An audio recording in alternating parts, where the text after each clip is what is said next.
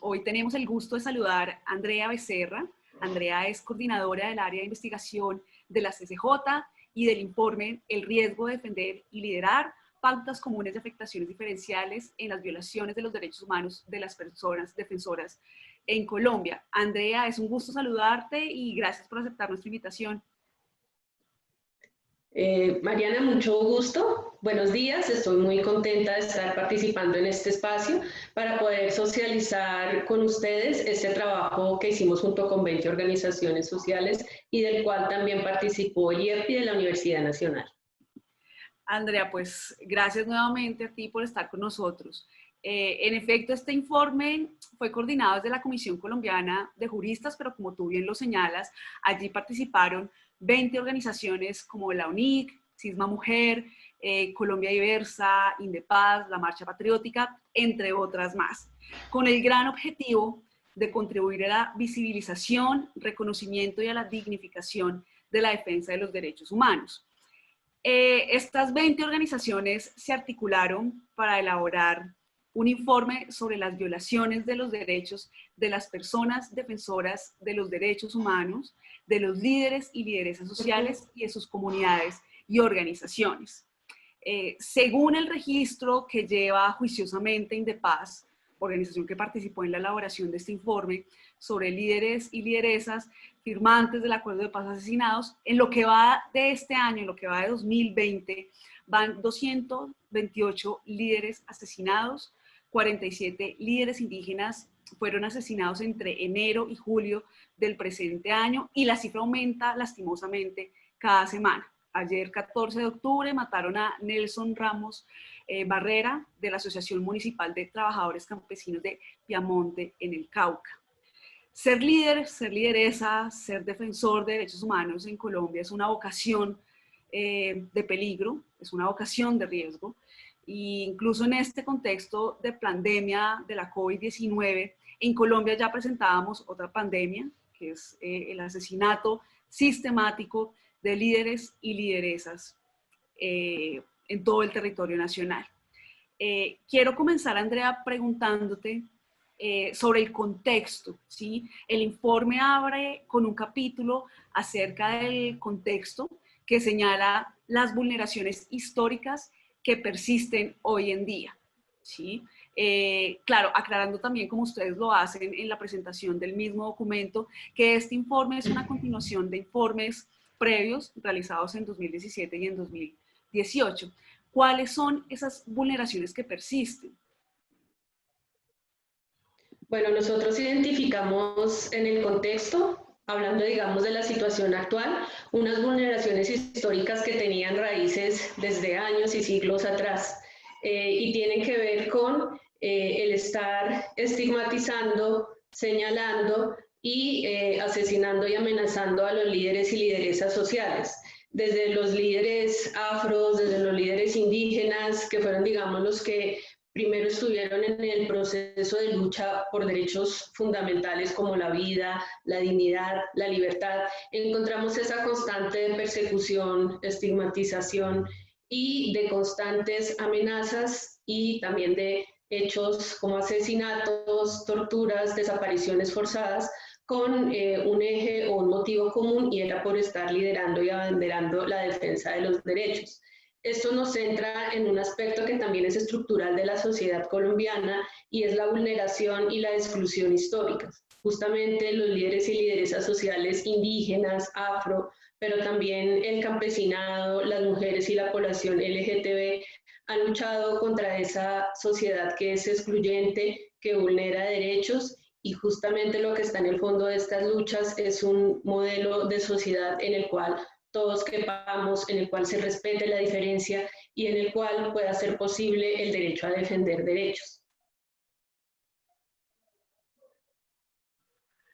Andrea, ¿cómo ha incidido este contexto de pandemia en la persistencia de estas violaciones? Y también pues unido esta pregunta con cuáles son las principales violaciones a los derechos que se han cometido. Bueno, el contexto de pandemia ha incidido en dos sentidos. Por un lado, digamos, ha dejado en evidencia la desprotección de derechos económicos, sociales y culturales, por los cuales también han estado luchando histórica y actualmente los líderes y lideresas sociales. Entonces, en ese contexto en el cual el Estado debía brindar unas condiciones de protección, de resguardo, de garantizar el derecho a la salud, el derecho a la educación, entre otros derechos, nos dimos cuenta que quedó en evidencia la desprotección de muchas comunidades, principalmente rurales, pero también comunidades urbanas en línea de pobreza, y ese hecho fue denunciado por los líderes y lideresas sociales. La respuesta que se tuvo fueron más violaciones a los derechos, en el sentido de estar los líderes y lideresas sociales que estaban demandando del Estado una especial atención en esta situación de pandemia para sus comunidades, encontraron como respuesta más violaciones a sus derechos, y en zonas como el Cauca, Putumayo, Antioquia, se agudizó el control territorial por parte de los actores armados que dentro de las prohibiciones también, digamos, agudizaron el hecho de impedir que las comunidades pudieran circular libremente, incluso, digamos, por motivos como atención en salud o por algunas emergencias, entre otras razones. Entonces, lo que encontramos fue en cuarentena, en síntesis, que se agudizó, quedó en descubierto la desatención en términos de derechos económicos, sociales y culturales para comunidades históricamente marginadas y excluidas, como los campesinos, los indígenas y los afros, que la situación de las mujeres también se agravó, porque además las mujeres que estaban ejerciendo liderazgos sociales tenían que también ser víctimas de pautas de violencia muchas veces al interior de sus hogares o sus comunidades, y la respuesta frente a esto de los líderes y lideresas sociales fue continuar visibilizando estos hechos, continuar denunciando, y también en respuesta por parte de los actores armados que están en disputa y controlan los territorios, tuvieron más violaciones como respuesta a sus derechos. Y la otra pregunta que hacía respecto a cuáles son las violaciones, si nos centramos en lo que ha sucedido en el 2020, vemos un patrón en cuanto a que hay una multiplicidad de violaciones. Es decir, cuando un líder y una lideresa social, cuando una persona defensora es agredido, rara vez hay una sola violación. Casi siempre nos encontramos con multiplicidad de violaciones y violaciones sucesivas. El patrón más común es la amenaza, que precede a los asesinatos, o la amenaza que precede también a otros hechos como seguimientos, como estigmatización, como tortura. Lo que identificamos acá es que esas amenazas pueden adquirir dos modalidades. Como te digo, casi siempre se presentan previas al asesinato, a la tortura, a acciones de seguimiento. En ocasiones hace referencia a líderes y lideresas con nombre y apellido, especificando su labor, su rol e incluso, digamos, las rutinas y los trayectos que desempeña el líder al asumir su liderazgo social o la lideresa. Y en otras ocasiones son amenazas generalizadas, abarcando ya un proceso organizativo o una comunidad en su conjunto. Otra modalidad que encontramos que es muy invisibilizada, pero tiene que ver también con una tipología de amenaza, es respecto a las personas defensoras LGBT y a las mujeres. En estos casos, las amenazas tienen un contenido claramente discriminatorio. En ocasiones mantienen expresiones de burla o expresiones ofensivas frente a la labor de liderazgo social de la mujer o de la persona defensora. Y también hay en estas amenazas un mensaje para dejar en evidencia que no solamente la mujer o la persona defensora, sino su familia y núcleo cercano también está en una situación de riesgo. Identificamos también respecto a comunidades como los afrocolombianos y como los pueblos indígenas que la modalidad también es la amenaza, en este caso, o generalmente, digamos, dirigida al líder o lideresa social. También hay unas acciones que se generan a través del confinamiento y el desplazamiento forzado, y entonces está impactando a comunidades enteras e incluso a sus poblaciones vecinas. Esas son como algunas de las modalidades que hemos identificado. Frente a la desaparición forzada también hay una característica, y es que aunque son los casos que menos se documentan, los que tienen los registros más bajos,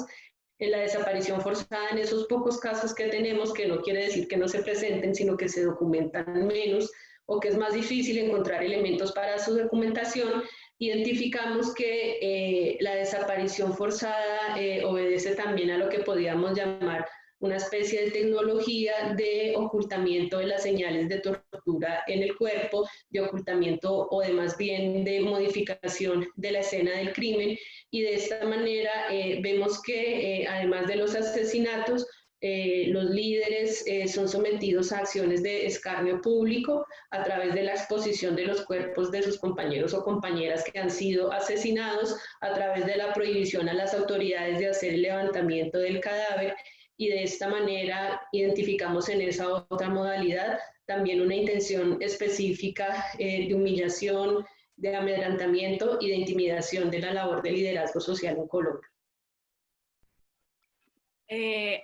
Andrea, ¿quiénes son estos hombres y mujeres, estos defensores, líderes y lideresas cuyos derechos han sido vulnerados? Y también, pues, ¿cuáles son las causas sociales que defendían o que incluso, pues, algunos siguen defendiendo?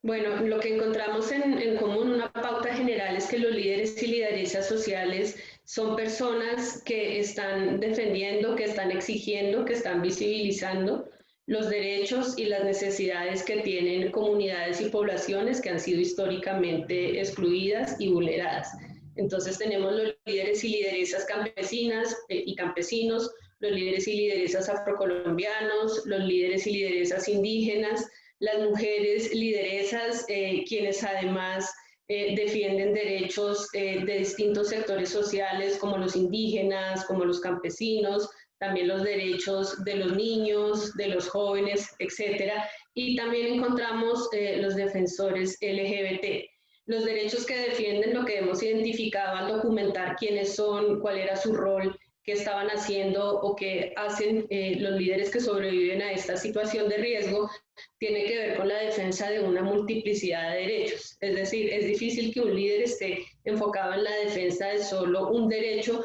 cuando hay muchas necesidades y una multiplicidad de derechos vulnerados en sus comunidades. Entonces encontramos que, para ponerte un ejemplo,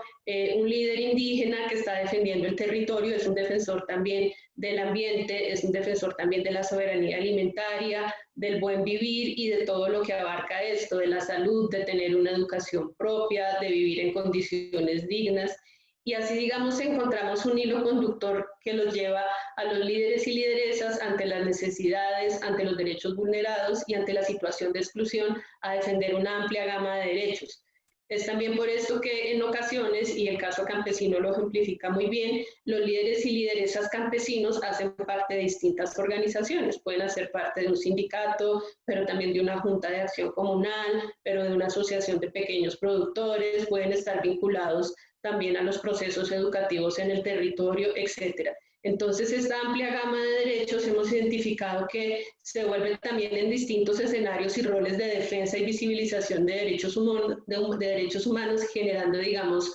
riesgos desproporcionados, generalmente en contextos rurales, aunque en contextos urbanos. Los líderes y lideresas de juntas de acción comunal nos han relatado también cómo también se encuentran constantemente expuestos. Andrea, acá hay una pregunta que me gustaría también hacerte, se la planteé a Camilo González, el director de Indepaz, cuando lo entrevistamos hace unos meses. ¿Qué pasa con las comunidades cuando sus líderes, sus lideresas, cuando los y las defensoras de sus derechos son asesinados? ¿Qué pasa con los procesos organizativos? ¿Qué pasa también con esas causas sociales que estas personas defendían?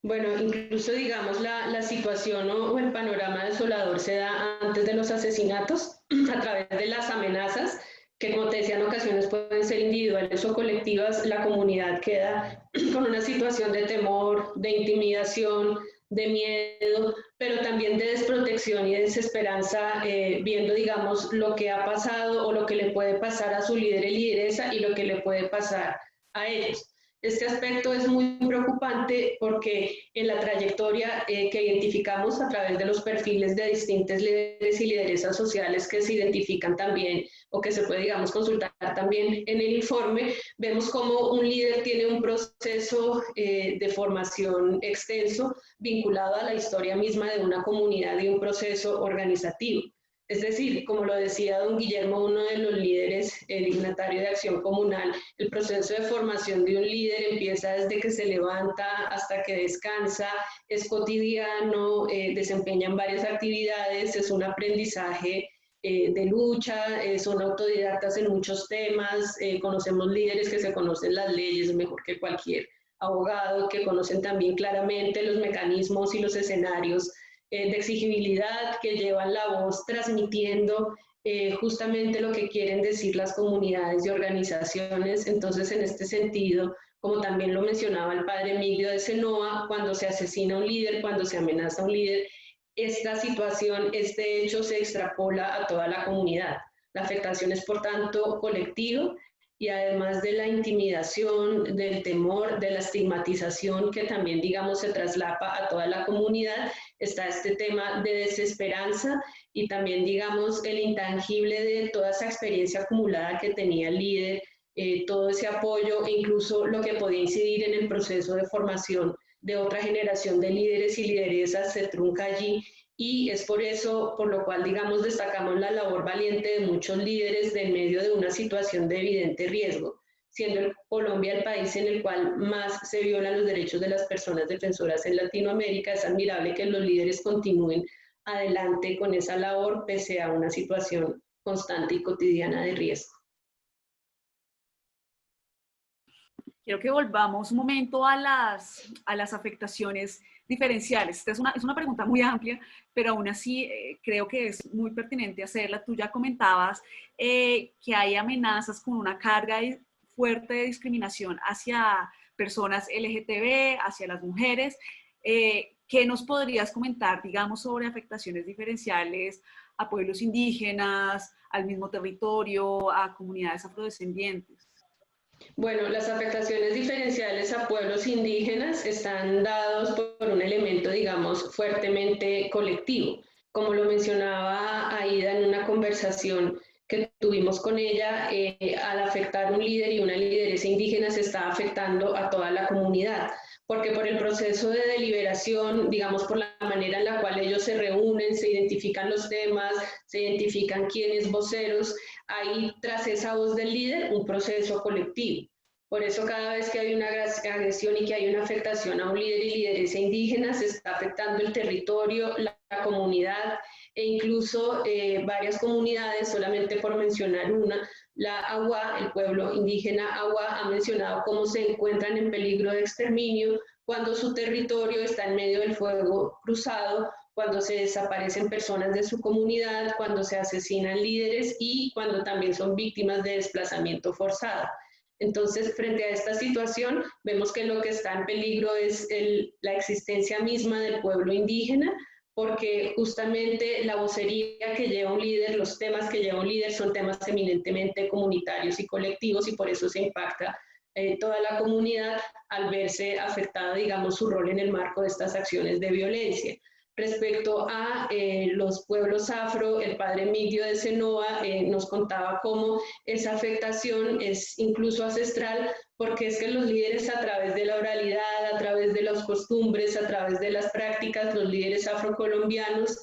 traen tras de sí toda una memoria colectiva grandísima de liderazgo, de defensa de la vida, de la libertad, de la dignidad, de la identidad. Entonces esas afectaciones, digamos que no solamente impactan la generación presente, sino que también es todo un aprendizaje que se pierde desde lo que ellos aprendieron de sus mayores, desde las prácticas, e incluso también un aspecto que no es muy visible, pero que también nos parece importante destacar, desde la posibilidad que tiene ese líder de replicar sus aprendizajes, de transmitir sus enseñanzas y de formar otra generación de líderes. Este es un aspecto que no solamente se trunca en presente y hacia el pasado, sino que también tiene esa perspectiva de futuro que es bastante preocupante. Y respecto al campesinado, en la trayectoria memoria histórica del campesinado, y eso lo mencionamos en el primer capítulo, los líderes y lideresas campesinos han sido constantemente estigmatizados.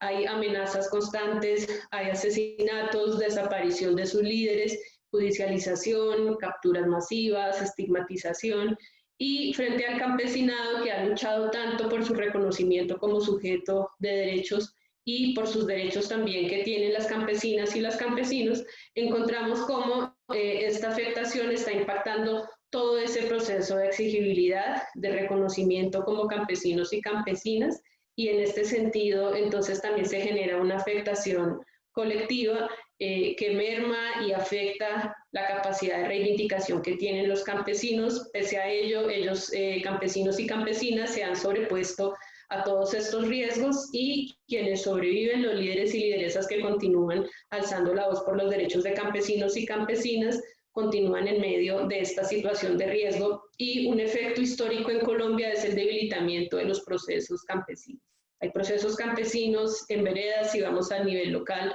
en corregimientos, en municipios que se han truncado, que se han afectado e incluso que han desaparecido. Andrea, ¿y quiénes están detrás de estas agresiones, de estas violaciones de derechos y de estos asesinatos?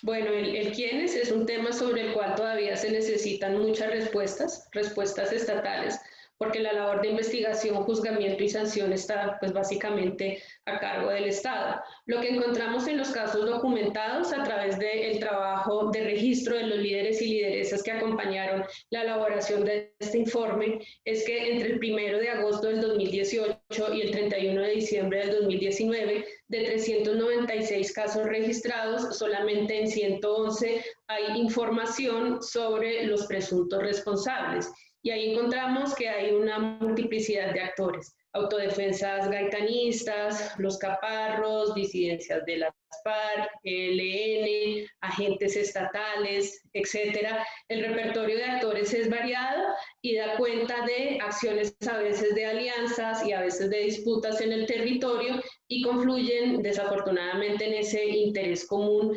de quitar del camino, de obstaculizar la labor de los líderes y las lideresas sociales, porque es una labor que resulta incómoda frente a las pretensiones de control social y territorial. Ya que mencionas las respuestas del Estado, ¿cuál ha sido la respuesta, claro, del Estado, pero cuál ha sido la respuesta del gobierno Duque frente a esto, frente a estas violaciones, frente a estos asesinatos?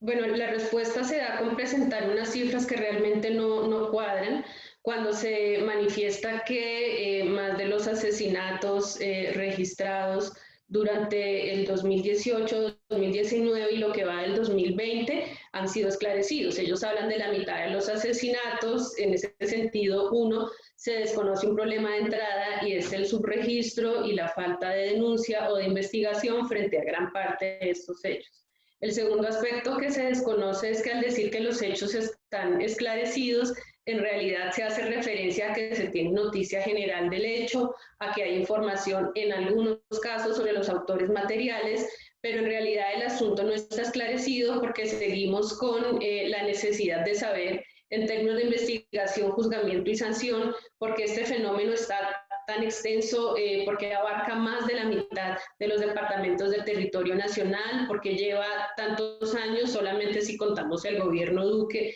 casi con que cada día se haya presentado una agresión a un líder y lideresa social. Entonces la respuesta es insuficiente, porque aunque se dice que se ha esclarecido y que son casi la mitad de los casos, en realidad nosotros no encontramos elementos de esclarecimiento en términos de identificar quiénes son los beneficiarios de estas acciones, cuáles son las estructuras que posibilitan este tipo de control social y territorial que se proyecta en las agresiones a los líderes sociales. En ese sentido, las respuestas son escasas, y por eso es importante seguir insistiendo en que el Estado cumpla con sus obligaciones en materia de investigación, juzgamiento y sanción, pero además de eso también en términos de prevención y protección, porque no puede seguir sucediendo que en Colombia los crímenes de los líderes sociales sean crónicas de muertes anunciadas. Son hechos que los mismos líderes han denunciado previamente, son hechos que la Defensoría del Pueblo ha también alertado en su sistema de alertas tempranas y pese a eso los asesinatos siguen sucediendo.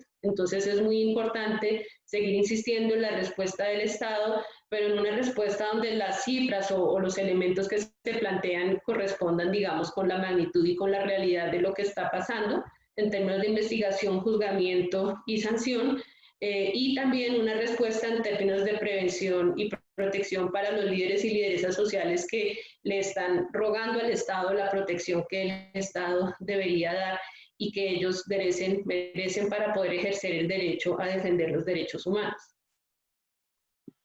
Andrea, pues muchas gracias por tu tiempo, muchas gracias por presentarnos este preocupante pues, contexto, por presentarnos también como los principales hallazgos del informe, que es una continuación de informes previos. Y bueno, pues quiero cerrar haciéndote una última pregunta como reflexiva. ¿Qué puede hacer la sociedad para proteger a sus líderes y lideresas? Bueno, una labor fundamental que estaría en cabeza de la sociedad sería el no dejar de reconocer estos hechos, sería el reconocer la labor de las personas defensoras en cualquier contexto, en contextos rurales, urbanos, el poder identificar que al lado de nosotros, tal vez en nuestras familias, en nuestro círculo de amigos, dentro de nuestros vecinos, existen personas que defienden los derechos humanos. No olvidarnos de este país que en medio de la pandemia parece más lejano, de esos contextos rurales donde día a día es una lucha, donde la alimentación es una lucha, donde la educación es una lucha, donde los derechos que uno diría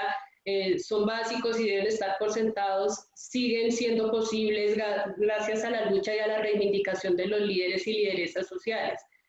Como sociedad, nuestro deber es no olvidarnos de la labor de las personas defensoras, no dejar de sentir cada asesinato, cada amenaza, cada hecho violento, que esto no se vuelva rutina, que esto no se vuelva una situación más, una noticia más, y por otro lado continuar visibilizando estos hechos hasta que cesen. Lo decíamos y en eso, digamos, hablábamos con las otras organizaciones, es otro informe y se siguen presentando otro informe y va a ser necesario seguir presentando otros y seguir documentando los hechos, presentando los elementos a los distintos escenarios de incidencia, tanto nacional como internacional, pero sobre todo ser muy conscientes de la labor de un líder, de lo que significa, es una labor que tiene que ver con todos nosotros, que aporta a la construcción de la democracia y ellos, digamos, llevan a cabo una lucha constante contra la injusticia y las condiciones de exclusión y marginalidad que históricamente han estado presentes en nuestro país y que continúan. Por eso es necesaria esa lucha y por eso es necesario y fundamental la labor de cada defensor y defensora. Andrea, nuevamente gracias por tu tiempo, gracias por acompañarnos en la mañana de hoy. Muchas gracias, Mariana, y un saludo al IEP y a la Universidad Nacional.